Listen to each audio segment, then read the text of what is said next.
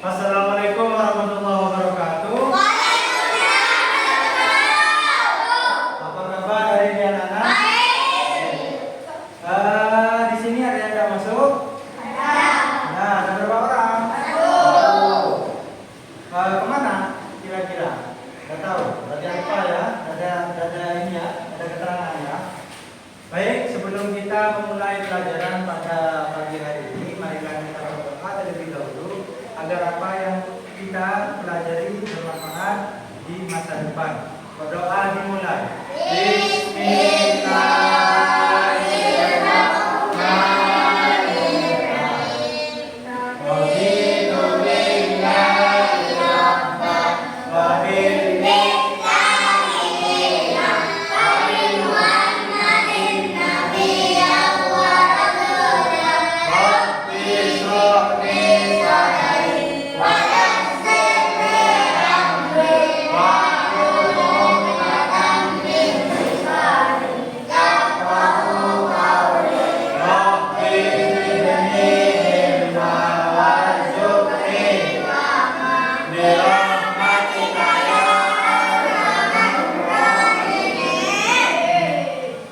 Baik anak-anak, pelajaran pada pagi hari ini adalah tentang Pancasila. Apa yang akan kita pelajari? Ada yang tahu? Ada yang tahu? Tentang keberagaman umat beragama.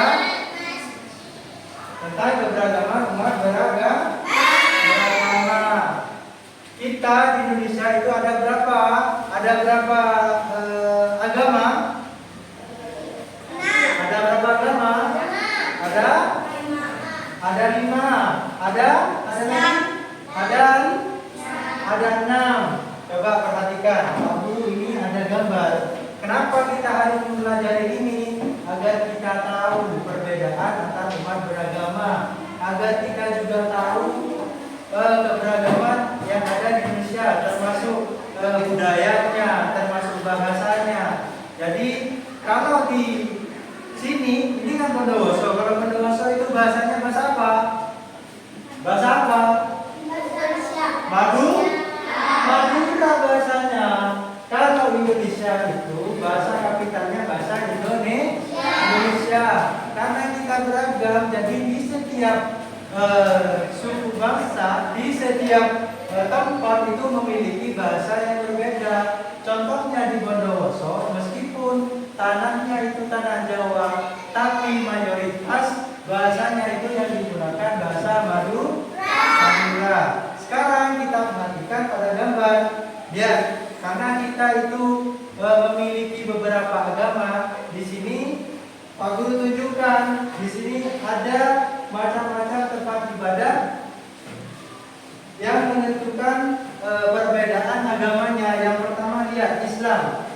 Islam itu bentuknya seperti ini. Namanya apa kalau Islam? Masjid. Kemudian yang nomor 2 itu Kristen Katolik. Kalau Kristen Katolik itu apa namanya? Gereja.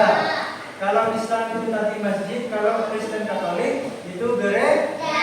Ini sudah menunjukkan kalau di Indonesia itu memiliki beragam suku, bangsa, kemudian juga agama. Kemudian Islam, apa misal hari raya Islam? Idul Fitri. Kalau Kristen Katolik berusaha apa biasanya? Apa misalnya? Natal. Yuk kita lanjut. Kemudian ini Buddha itu apa namanya? Tempat ibadahnya apa? Namanya? Vihara. Jadi Buddha itu nama tempat ibadahnya Vihara. Kemudian hari rayanya itu Waisak sudah. Ada yang tahu? Biasanya apa kegiatannya kalau Waisak itu? Sama. Jadi kegiatannya itu untuk hari raya itu sama. Jadi bersyukur atas hidup yang atas nikmat yang sudah diberikan oleh Tuhannya. Kemudian kita lanjut di Kristen Protestan. Kalau Kristen Protestan Apa nama tempat ibadahnya? Gereja. Kristen Protestan sama Kristen Katolik itu sama. Jadi untuk hari rayanya juga sama. Paskah mana? Natal. Kemudian dilanjut dengan Konghucu. Ini agama baru termasuk baru. Kalau Konghucu. Nama untuk tempat ibadahnya ada yang tahu? Nama tempat ibadahnya ini Kelenteng. Kelenteng, bukan kelenteng ya, Kelenteng. Kelenteng. Kemudian hari rayanya itu Cap Gomeh itu namanya. Kemudian yang nomor 2 itu juga ada Imlek. Itu dari Konghucu ya kalau Imlek ya. Kalau Kristen itu Paskah sama Natal. Kalau Konghucu ini punya Imlek. Kemudian yang terakhir itu Hindu itu tempat ibadahnya namanya Pura. Kalau kita ke daerah Probolinggo sana di kawasan Bromo itu ada. Jadi namanya Pura itu di Bali juga ada karena agamanya itu Hindu. Jadi banyak tempat ibadah yang seperti ini kalau di Bali. Kemudian untuk hari rayanya itu Nyepi dan Galungan. Kalau di Bali nyepinya itu biasanya matikan lampu semuanya, jadi tidak ada alat penerangan. Jadi sebelum adanya acara nyepi itu harus persiapan dulu, kayak beli barang belanjaan apa saja yang dibutuhkan selama nyepi. Jadi seperti itu anak-anak.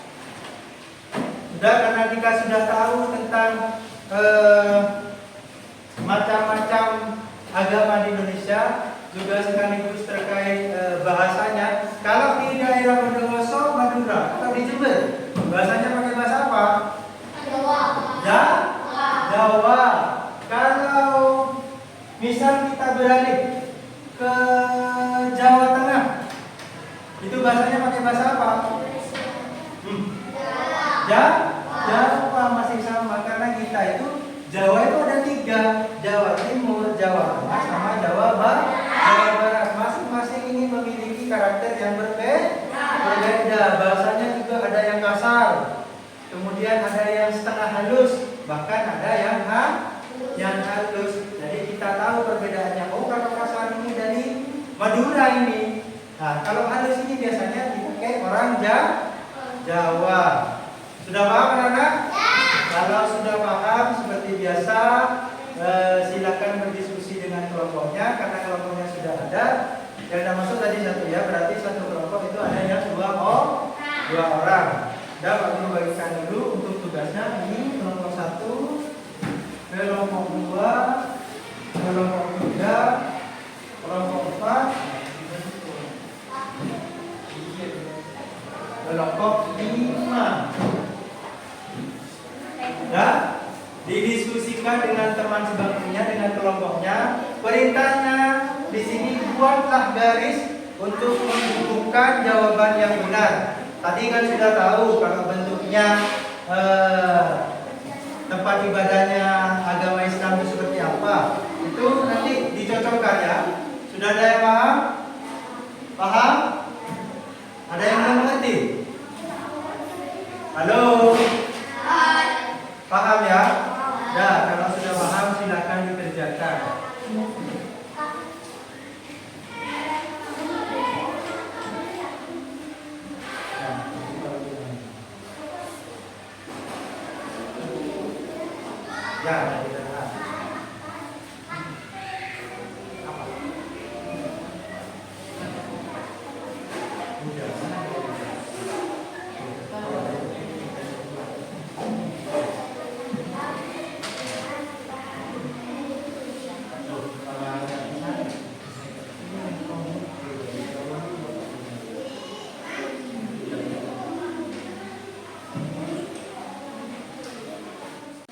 Ya, anak-anak sudah selesai atau belum? Ya.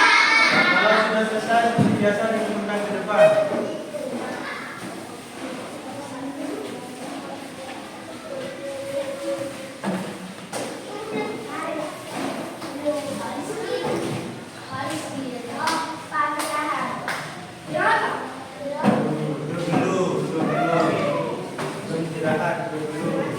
Dan anak-anak, ada yang merasa kesulitan untuk